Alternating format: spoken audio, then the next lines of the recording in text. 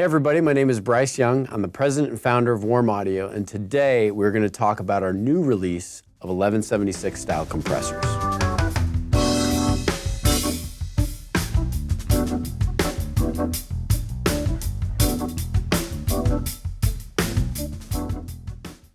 I'm sure many of you are watching to hear sound samples. We definitely got you covered. Click on the links down below. You'll be able to hear them there.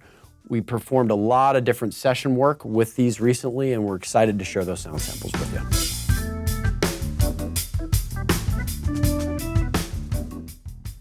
Thank you for joining me today. I'm thrilled to talk about these new 1176 style compressors. What gets me going and excited is back in 2014, 10 years ago, we released the WA76. And I say we, but actually at the time the company was just myself. I'd founded it in 2011, and we'd only had a couple products released before the WA76. But the WA76 was the product that really put us on the map. I think it caught a lot of attention because of its look. It looked the part of the vintage product, but also at that time it was fairly innovative. And some might not love the word innovative for a recreation of a product that's decades old, but it was innovative because it was built with Cinemag transformers, hand-built, through-hole circuitry, all discrete components, and the price that it came out at was just kind of unheard of. And the whole market sort of freaked out, and it was a real exciting time. So why in 2024, 10 years after the WA76 was released, will we release 4 different versions with new features? Well, there's a couple reasons. One is we really wanted to release the Blue Stripe Rev D-Style that you're seeing here in both mono and stereo. The other reason is that we wanted to add features that would make it easier to use an 1176 style compressor in a modern workflow, but also would give you more flexibility.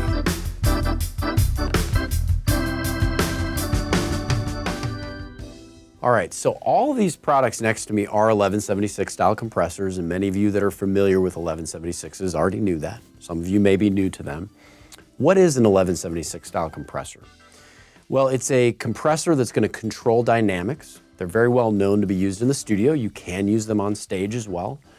And they are very fast, so they use FET technology to very quickly clamp down and control a source. From a construction standpoint, all 4 models are very similar as well. So they all have through-hole components and are hand-assembled. Obviously, we're very proud of the fact that they have Cinemag USA transformers in them. And they also all have almost identical features from one model to the next, outside of obviously some being 2-channel and some being single-channel. So why did we refresh the WA76 in 2 1176 circuit flavors and also do them in 2 configurations, both mono and stereo? So the Rev A and the Rev D, they're really close, but they are a little bit different. I mean, they have the same feature set, especially here as you can see, but the sonic characteristics are a little different from model to model. The Rev A has become really popular over the years because it came out of the 1967, 1968 era and has a little bit more of a grittier, grabbier sound to it. It has a little more analog grit and tone. The THD is a little bit more as well. Whereas the Rev D unit is a little bit cleaner. It's the version that came out 3 units later in the history, and they made improvements to remove some of that grit and some of that character. But some people really like that in the Revision A. So I just say that depending on the source, depending on the style of music you're recording or your personal preference, there's a lot of opportunity to use both of these styles.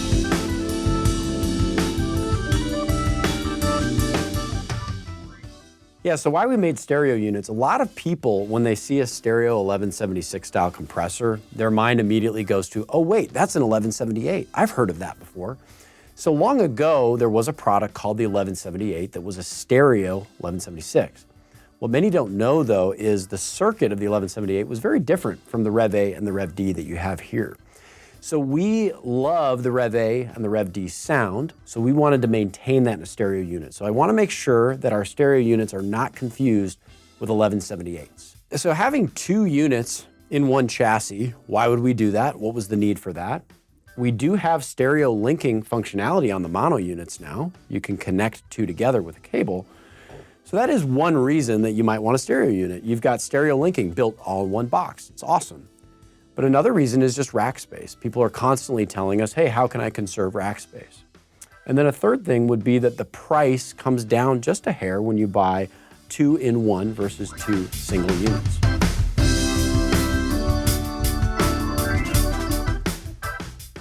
When we decided to refresh our WA76, we wanted to add some cool new features, which we're going to talk about soon, but we also wanted to make sure they were aesthetically as pleasing as possible. We went the extra mile to tool up knobs that look just like the vintage. We made sure that the face plates looked very similar as well, and the boxes are very tough steel construction. They feel really, really good. But internally, the circuitry is what matters most, at least what I care about, and I think you do too. And we went the extra mile to get some of those things dialed in just right. So let's talk about the circuits. I want to be really, really clear that they are authentic recreations. Now you may look at them and say, well, you added a bunch of features, and so is it really the same thing? Did you put a computer inside or anything like that? I want to say absolutely not.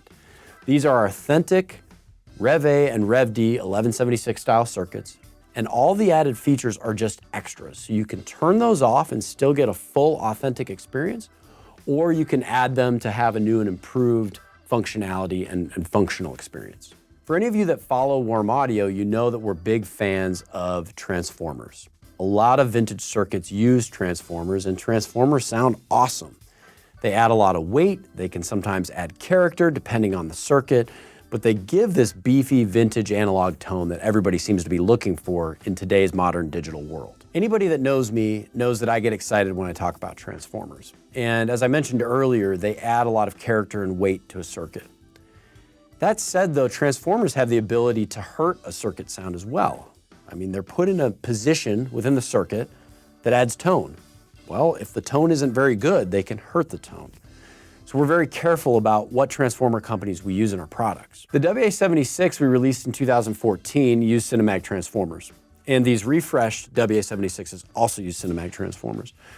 Cinemag has a really cool history. I mean, obviously they've been providing pro audio transformers to the industry for decades, but a lot of people don't know that before Cinemag came about, Reichenbach Engineering was a company that supplied UREI with the very first output transformer used in an 1176 compressor. Well, Reichenbach Engineering folded into Cinemag as Cinemag was founded by Ed Reichenbach's son.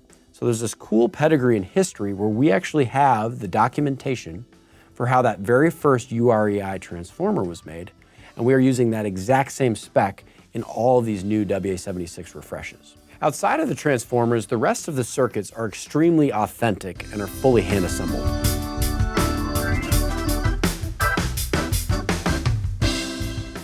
All right, so let's talk about the features on the front of each of these units. Now, I want to make it clear that even though the features from mono unit to mono unit are the same, and the features from stereo to stereo are the same, the Blue Stripe and the Rev D circuits are different. So you're getting the same controls, but you're getting a different sonic character from the different models.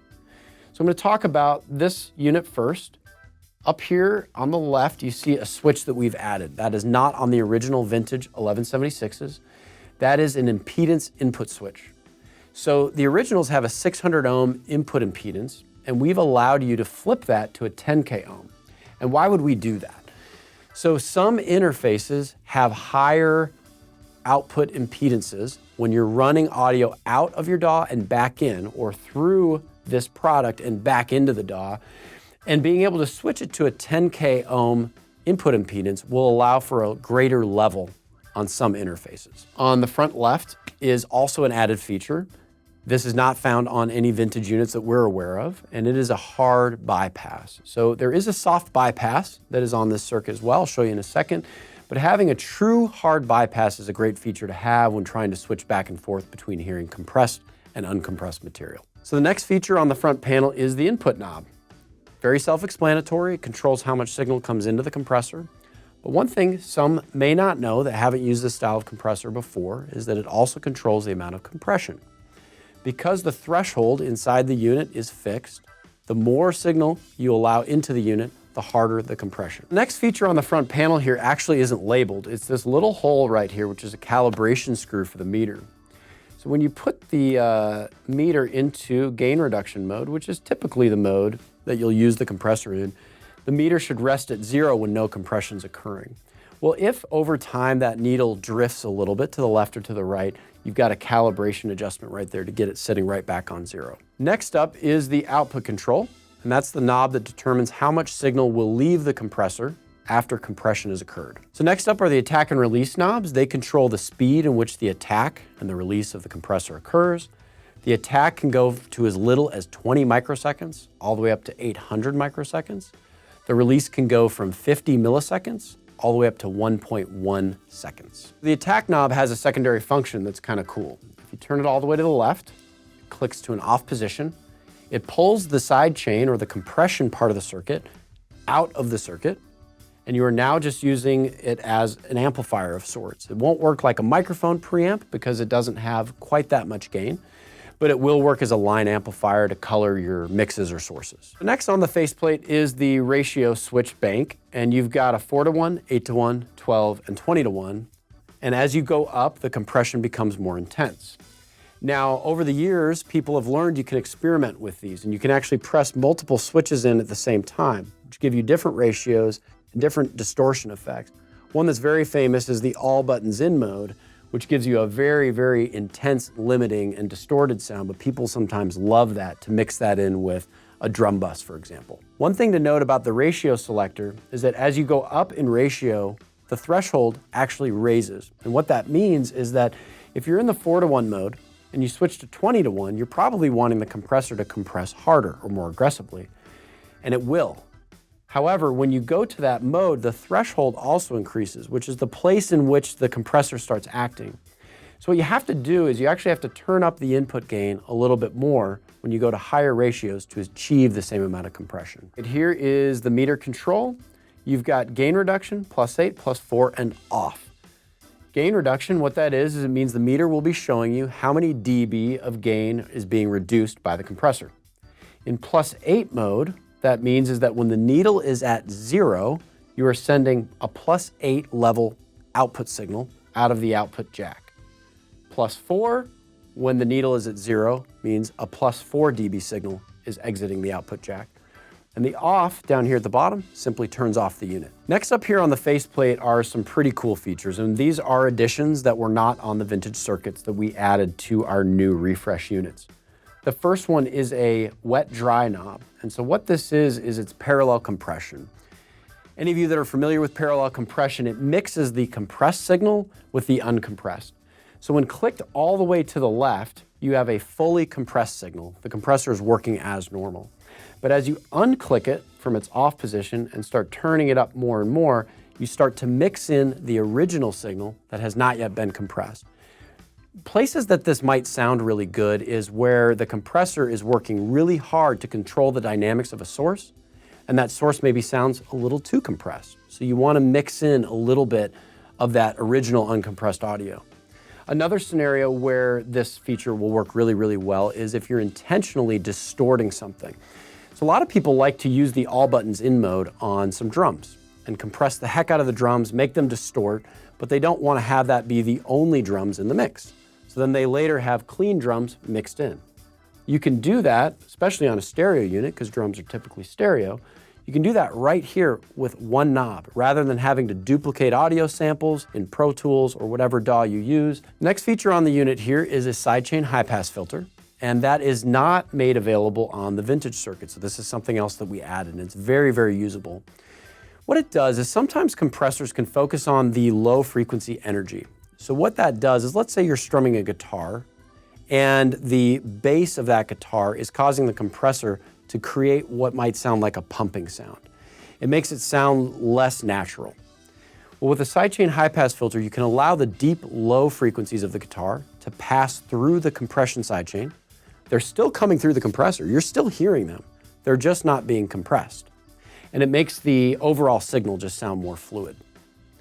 Sidechain high-pass filter we installed here has a 30 to 300 hertz function, and it's fully variable. It clicks into an on position here and can go all the way up to 300. All right, so the last two features on the front panel here are a link switch and an external sidechain switch. What those do, so the link switch allows you to link two WA76 compressors of the same type. So we recommend linking two of the Rev A-Style or two of the Rev D. We don't recommend interlinking. It doesn't work quite as well. and they can be connected with a 1/4-inch cable. And so the external sidechain function has an input and output on the back for key inputting or external sidechain EQ. So onto the stereo units. All of the features that I've described on the mono are actually the same on the stereo, they're just doubled up. There is one extra switch though that I want to talk about on the stereo units, and that is the linking function. So on the mono units you have just link, and it links two units that are connected together. But on the stereo unit, because there are two within the same chassis, you can do different types of linking. So in the uppermost position, you have stereo mode. What stereo mode is whichever channel has the fastest attack and the slowest release setting will control the other channel. The input and output knobs on both channels remain independent in stereo link mode. So the stereo link switch is a 3-position switch, and the second setting down is A is greater than B. What that means is that the A channel attack and release knobs will control the B channel. Now the input and output knobs are still fully independent in any stereo linking mode, but the attack and release now are fully controlled for both channels by the A channel. The last function on the stereo link switch is dual mono. So if you want to use the channels completely independent of each other, that's the setting you go to. What I like about this is sometimes people feel when they buy stereo products, they commit to use both channels linking or connected together. In dual mono mode, you have two completely independent 1176 circuits all in one box.